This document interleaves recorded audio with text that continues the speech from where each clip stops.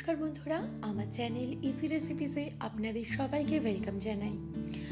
শীতকাল এসে গেছে আর বাজারে কিন্তু এখন ফুলকপি অনেক বেশি অ্যাভেলেবেল। আর সেই জন্যই সেই শীতের ফুলকপি দিয়েই আজকে সম্পূর্ণ নিরামিষ পদ্ধতিতে আমি বানিয়ে দেখাবো ফুলকপির রোস্ট। আসুন তাহলে দেখে নেওয়া যাক। ফুলকপির রোস্ট বানানোর জন্য আমি এখানে একটা মিডিয়াম সাইজের ফুলকপি নিয়েছি। আর ফুলকপিটাকে আমি একটু বড় বড় টুকরো করে কেটে নিয়েছি। এই ফুলকপির রোস্ট বানানোর জন্য ফুলকপির টুকরোগুলো একটু বড় নিলে দেখতেও যেমন ভালো লাগে আর খেতেও কিন্তু তেমনই ভালো হয়। এরপর একটা সসপ্যান নিয়ে তার মধ্যে আমি 2 থেকে 3 কাপ মতো জল নিয়ে নেব।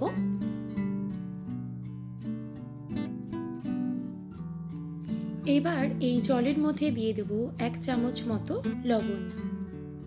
জলটা যখন খুব ভালোভাবে ফুটে যাবে তখন এর মধ্যে আমি সমস্ত ফুলকপির টুকরোগুলো দিয়ে দেব। ফুলকপির টুকরোগুলোকে এবার আমি প্রায় 2 মিনিটের জন্য একটু সেদ্ধ করে নেব, তবে খুব একটা বেশি সেদ্ধ করার দরকার নেই। আর 2 মিনিট পর আমি গ্যাসের ফ্লেম বন্ধ করে দিয়ে আমি আরও 10 মিনিটের জন্য এই গরম জলের মধ্যে আমি ফুলকপির টুকরোগুলোকে রেখে দেব। 10 মিনিট পর আমি ফুলকপিগুলোকে গরম জল থেকে তুলে ছেঁকে নেব। এরপর আমি একটা পেস্ট বানাবো, যার জন্য একটা মিক্সার গ্রাইন্ডার নিয়েছি। আর তার মধ্যে নিয়ে নেব 1 টেবিল চামচ পোস্ত, নিয়ে নেব হাফ টেবিল চামচ চারমগজ, 2 টেবিল চামচ কাজু বাদাম। এরপর একটু সামান্য জল দিয়ে আমি এটার একটা পেস্ট বানিয়ে নেব। দেখুন এখানে একটা খুব ফাইন পেস্ট আমি বানিয়ে নিয়েছি। এরপর আমি একটা হামানদিস্তা নিয়েছি আর তার মধ্যে নিয়ে নিচ্ছি আদার টুকরো।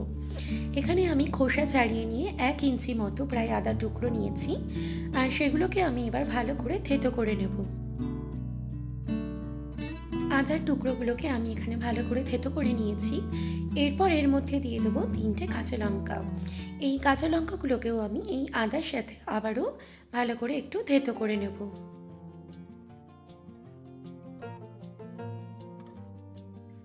এরপর আমি একটা বাটিতে জল ঝরিয়ে রাখা টক দই নিয়ে নেব। এখানে আমি 3 টেবিল চামচ টক দই নিয়ে নেব।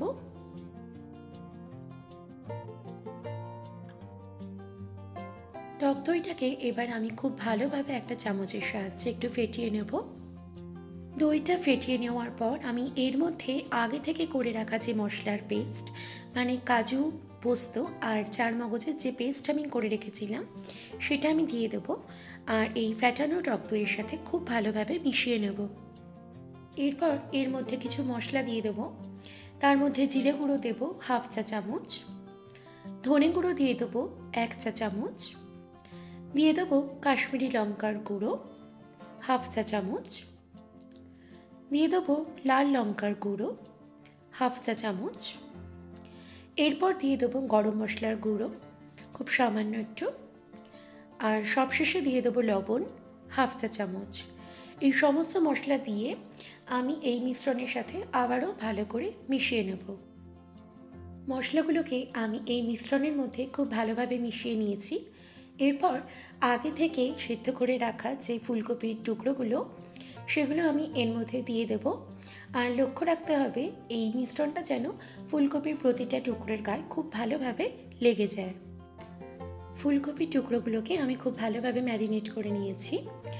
এরপর আমি একটা কড়াই নেব আর তার মধ্যে নিয়ে নেব 2 থেকে 3 টেবিল চামচ মতো সাদা তেল। আর সাথে নিয়ে নেব ঘি। আমি এখানে ঘি নিচ্ছি 1 টেবিল চামচ।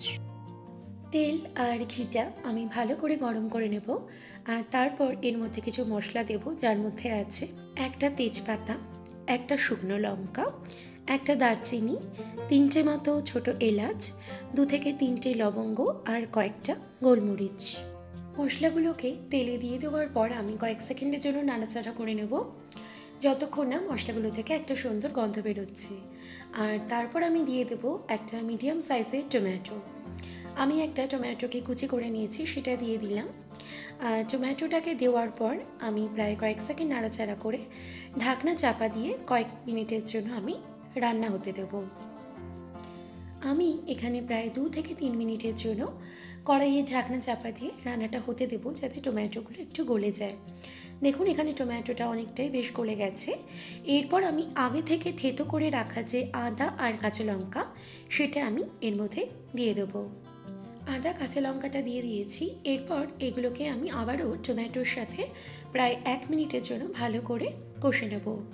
আর তারপর আগে থেকে ম্যারিনেট করে রাখা যে ফুলকপি সেগুলো আমি সম্পূর্ণটা এর মধ্যে দিয়ে দেবো।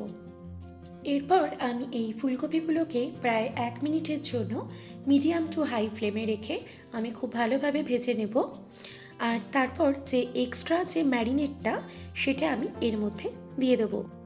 ম্যারিনেটটা দেওয়ার পর আমি আরও 2 থেকে 3 মিনিটের জন্য গ্যাসের ফ্লেম মিডিয়ামে রেখে ফুলকপিগুলোকে ভালো করে ফ্রাই করে নেব। তারপর দিয়ে দেবো পরিমাণ মতো জল। কতটা আপনারা গ্রেভি বানাতে চান সেই অনুযায়ী জলটা ব্যবহার করবেন।